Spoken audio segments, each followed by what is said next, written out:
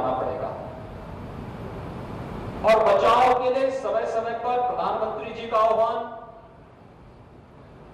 शासन और प्रशासन के द्वारा किए गए कार्य, जनप्रतिनिधियों के द्वारा उसे घर घर तक, जन जन तक पहुंचाने का जो अभियान प्रारंभ हुआ है, आज उसका परिणाम है कि देश में सबसे बड़ी आबादी का प्रदेश उत्तर प्रदेश अपने आप को एक सुरक्षित स्थिति में पहुंचता है। मैं उत्तर प्रदेश की जनता का इस अवसर पर हृदय से आभार भी व्यक्त करता हूं, अभिनंदन भी करता हूं कि जब भी हम लोगों ने जो भी आह्वान किया, जनप्रतिनिधियों के नेतृत्व में प्रशासन की मशीनरी ने लग करके उस पूरे अभियान को सफल बनाया। और आज यही कारण है कि सबसे बड़ी आबादी का प्रदेश अपने आप को सुरक्षित स्थिति में है। पिछले एक सप्ताह में प्रदेश के अंदर 15,000 कोविड-19 यानी कोरोना के जो मरीज थे वे ठीक हुए हैं और उतनी संख्या कम हुई है। यानी संख्या अब अच्छे होने वालों की संख्या ज्यादा है और संक्रमित होने वालों की संख्या कम है। एक अच्छी दिशा में हम लोग बढ़ रहे हैं और इसीलिए इसी सावधानी को ध्यान में रखकर के जब मैं लोकसभा चुनाव में इसी समय यानी इसी स्थान पर आया था, तब यहाँ पे भीड़ पूरी तरह खचाखच भरा हुआ था। उस समय भी हमारे सामने एक चैलेंज था, लेकिन उस समय था कि हमें चुनाव जीतना है। लोकसभा चुनाव जीतने के लिए उस समय हम लोग आए थे। साक्षी जी महाराज के समर्थन में, उनकी लोकप्रियता और उनके द्वारा यहाँ के विकास के लिए किए जा रहे योगदान का केवल जनता को आह्वान कराना था, उनको एहसास कराना था। जनता पहले से तैयार बैठी थी और अंततः यहाँ से आपने भारी बहुमत से साक्षी जी महाराज को चुनाव जिता करके भेजा। मैं इसके लिए आप सबका हृदय से आभार व्यक्त करता हूँ और आप सबके प्रति धन्यवाद ज्ञापित करने के लिए मैं आज आपके बीच यहाँ पर उपस्थित हुआ हूँ।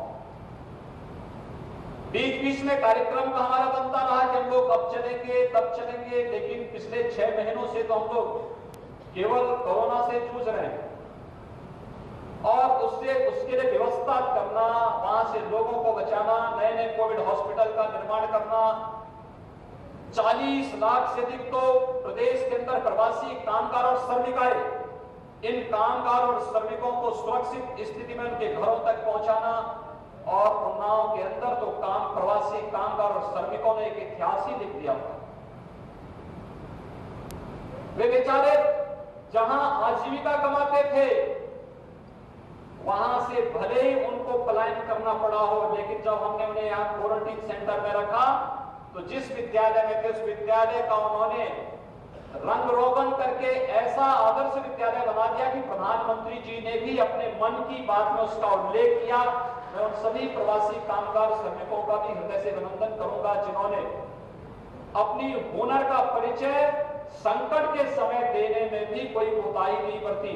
और स्वाभाविक रूप से उन्नाव तो इसके लिए जग विख्यात है। उन्नाव क्रांतिकारियों की धरती भी है और साहित्यकारों की धरती भी है। आखिर चंद्रशेखर आजाद तो देश को उन्नाव की धरती ने ही दिया था।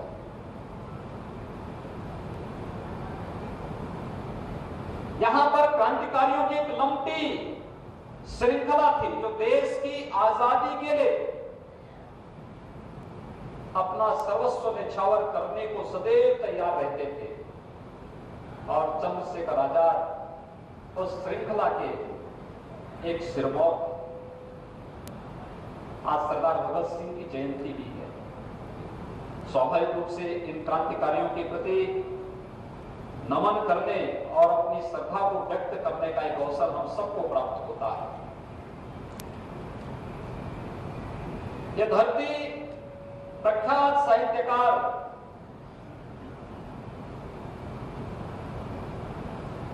त्रिपाठी जी की भी धरती है। पिछली बार हम लोग आए थे और माननीय अध्यक्ष विधानसभा जी ने, वे स्वयं भी एक साहित्यकार हैं, वे पहले क्रांतिकारी थे, बाद में साहित्यकार बन गए और अब विधानसभा के अध्यक्ष हैं।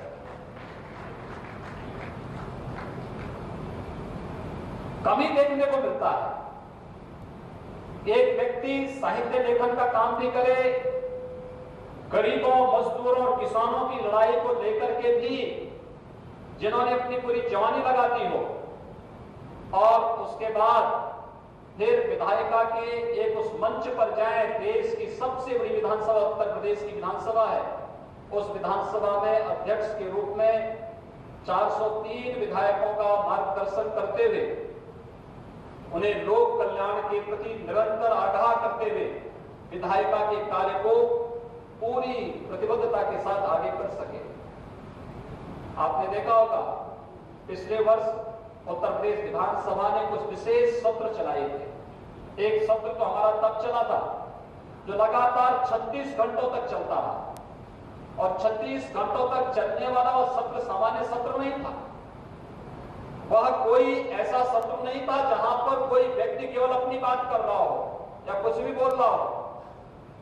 वह प्रदेश की गरीबी, प्रदेश में बेहतर स्वास्थ्य सुविधा, प्रदेश में उच्च स्तरीय शिक्षण संस्थानों की स्थापना, प्रदेश में बुनियादी सुविधाओं का जाल कैसे बिछाया जा सके, प्रदेश में रोजगार सृजन के लिए क्या हमें कार्यक्रम आगे बढ़ाने हैं, इन सब को लेकर के था। और उन्होंने अपना पूरा समय दिया। 36 घंटों तक विधानसभा का सत्र चलता रहा और सभी माननीय विधायकगण अपनी अपनी बात को, अपने अपने अनुभव को विधानसभा सत्र में बना रखते रहे, और फिर सरकार ने उसकी कमेटियों का गठन करके उसको आगे बढ़ाने का कार्य भी किया। प्रदेश में गांधी जी के जयंती 150वीं जयंती पर एक सत्र हम लोगों ने आयोजित किया, तो साथ साथ देश के संविधान को अंगीकार करने वाली तिथि के अवसर पर भी हम लोगों ने विशेष सत्र का आयोजन किया था।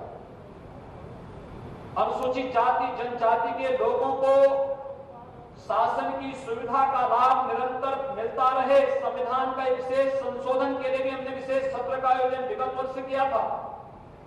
और इस वर्ष जब कोविड-19 से पूरा देश और पूरी दुनिया कहीं छुपी हुई थी, कहीं डरी हुई थी, कहीं पर भयभीत थी, सहमी हुई थी, और तब हम लोगों ने उत्तर प्रदेश विधानसभा का एक 3 दिवसीय विशेष सत्र का आयोजन इस वर्ष भी करके हम लोगों ने अपने विधायी कार्यों के प्रति